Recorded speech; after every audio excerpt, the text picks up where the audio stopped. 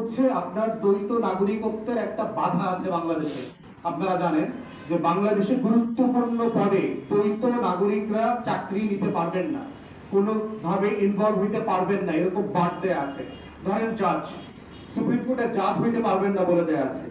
এখন ইংল্যান্ডে যে আইনজীবী ওখানকার কোর্টে জাজ হয়েছেন, এমন একজন বাংলাদেশি যদি বাংলাদেশে সে জাজ হতে চায়, আমরা তো চাইবো দেশের স্বার্থে সে বাংলাদেশে আসুক, বাংলাদেশকে সেবা করুক, বাংলাদেশের জন্য সে অবদান রাখুক।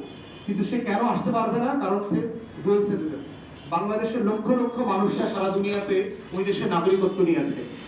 ওই মানুষটার টাকা ভাল লাগে আপনার, ওই মানুষটা দেশে এসে হলিডে করে, আপনার দোকানে গিয়ে খায়, একটা বাড়ি করে, প্লট কেনে, ফ্ল্যাট কেনে, এতে আপনার অর্থনীতির উন্নতি হয়, কিন্তু তার অবদানটা আপনি নেবেন না। পাসপোর্টের বাদ দিয়ে রাখছেন।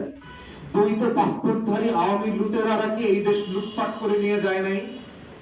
হাসিনার মেয়ে কানাডার নাগরিক হয়ে বাংলাদেশকে লুটপাট করে নাই? হাসিনার ছেলে আমেরিকার নাগরিক হয়ে বাংলাদেশকে লুটপাট করে নাই? ববি যে শেখ রেহানার মেয়ে হয়ে লুটপাট করে নাই? সিআরআই প্রতিষ্ঠান দিয়ে lakh lakh billions of dollar লুটপাট করে নাই?